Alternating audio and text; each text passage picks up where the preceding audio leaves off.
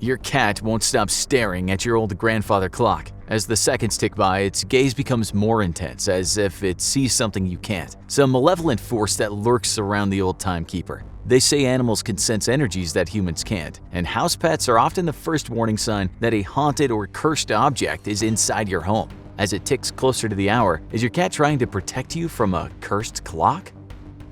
No, your cat just wants to get that bird when it pops out. That antique grandfather clock your great-aunt left to you might not be cursed, but the same can't be said for the objects that follow. These real cursed creepy objects from around the world brought fear, illness, danger, and even death to those unlucky enough to encounter them.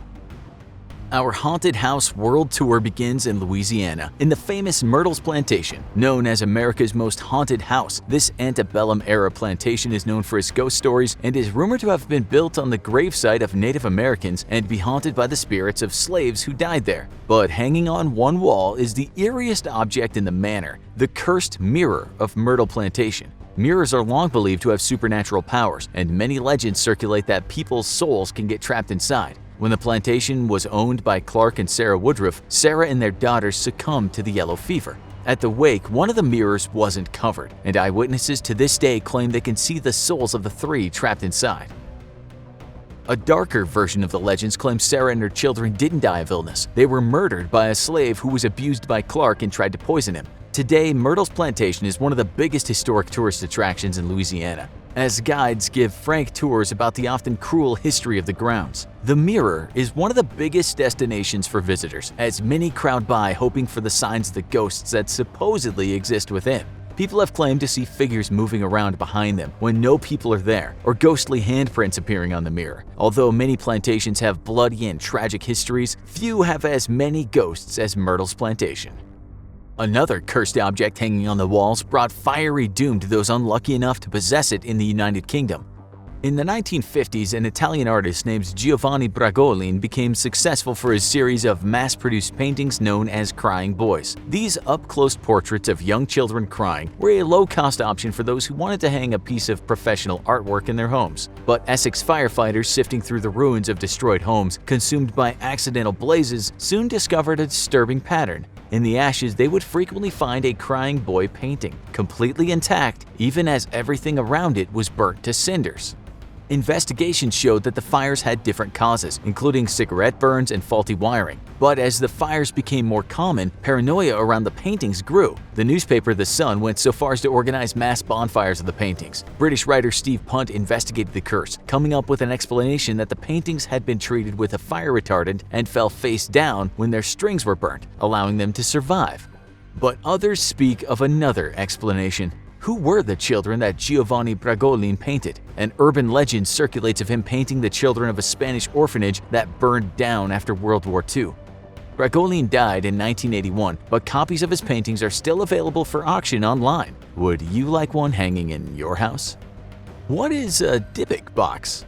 When writer Kevin Mannis attended an estate sale, he wasn't expecting to find himself in the middle of a haunted mystery tying back to one of history's greatest crimes. He purchased what looked like a simple wine cabinet that belonged to an elderly Holocaust survivor named Havale. Purchased in Spain after the war, the box was kept in Havale's sewing room and never opened. When he found out about its history, Mannis approached Havale's granddaughter to ask if they wanted the family heirloom back, and was told in no uncertain terms that they never wanted to see it again. The mystery intrigued Mannis, and he cracked the wine cabinet open. There he found a collection of odd objects: 2 pennies from the 1920s, 2 locks of hair bound with twine, a wine goblet, a dried rosebud, a candle holder, and a small statue with the word Shalom inscribed on it. It made no sense to Mannis, but things would soon become terrifyingly clear.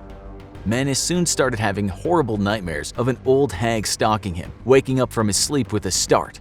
Odd smells he would describe as a combination of cat urine and jasmine flowers came out of the box. He wanted it out of his house, so he gave it to his mother as a birthday present. That same October 31st, she suffered a stroke.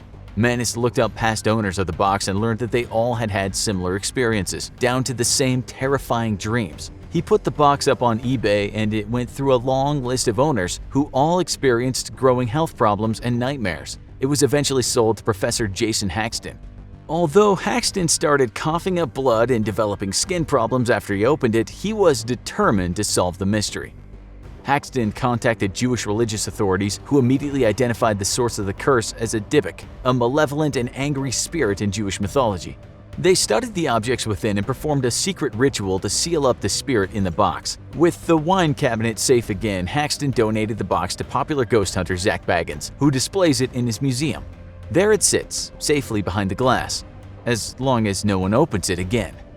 The next cursed object takes us to Hollywood, as one of the greatest tragedies in celebrity history left a lasting hex. James Dean was one of Hollywood's first superstar teen idols, starring in 8 films from 1951 to 1956, most famously Rebel Without a Cause. But his rebellious heartthrob persona wasn't just an act. Dean was a reckless young man with a fondness for fast cars that proved to be his undoing. He had a hobby as an amateur race car driver, but Warner Brothers banned him from racing when he was filming. He was practicing for an upcoming race after his last film wrapped in 1955 by driving his Porsche 550 Spyder, nicknamed Little Bastard. Shortly after he was ticketed for speeding, Dean crashed into a Ford Tudor passing through an intersection and died instantly. One of Hollywood's brightest young stars was snuffed out in an instant, but the curse of the Little Bastard was just beginning. A wrecked car that a celebrity died in is a hot item, and an enterprising car designer named George Barris planned to strip the high-end car for the parts. But as soon as he purchased the wreck, disaster seemed to follow. When unloading the car, it slipped out of its holding equipment and fell on a mechanic, crushing his legs. That didn't stop Barris from breaking the car down and selling its parts for other vehicles. But the curse didn't disappear when the car was dismantled. The doctor who bought the engine was killed in a car accident not long after, and the man who bought the transmission barely escaped death in another wreck. The tires blew out simultaneously when parked on another vehicle. While the remaining shell of the car was being transported for scrap, the truck crashed, killing the driver. But the shell was never found in the wreck, having been stolen by a passing criminal. With no more parts available, the curse of the Little Bastard seemed to be over, but that shell is still out there. The Maori people of New Zealand were proud warriors who entered battle wearing ornate carved masks designed to intimidate their enemies. Legend said that any man who died while wearing the mask would leave his soul behind in it. The masks of the fallen were proudly displayed in Memorial Falls, but a disturbing pattern soon emerged. While the men, children, and older women who visited the memorial saw no ill effect, the pregnant women who stood in front of them had a higher rate of pregnancy loss or health complications. The Maori priests who supervised the memorial issued a warning that no pregnant woman should visit the masks. A collection of the Maori masks stands today in Te Papa, a Wellington-based museum dedicated to the heritage of the Maori people. The artifacts are acquired through negotiation with local tribes, and the tribes can impose conditions to ensure that the cultural practices are respected. That's why even today, the display of Maori masks has a warning telling pregnant women to stay away from the display. While feminist groups protested, the tribal leaders defended their stance. Maori belief in curses and evil spirits is still strong, and many people approach the ancient warrior masks with caution, just in case the spirits they believe are contained within are still restless.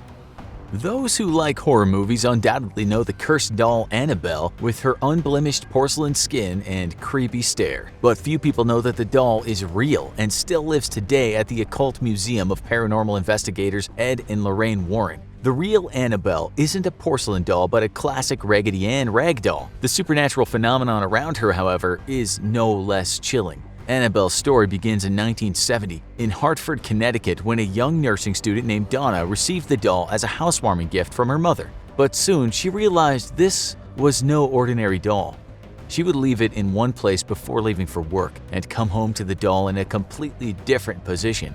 Donna and her roommate Angie would find strange messages saying "help me, help us" scrawled around the house.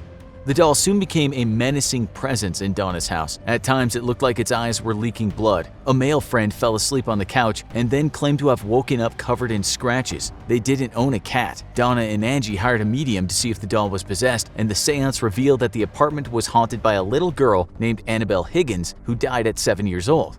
When the medium gave Annabelle permission to possess the doll, things only got worse.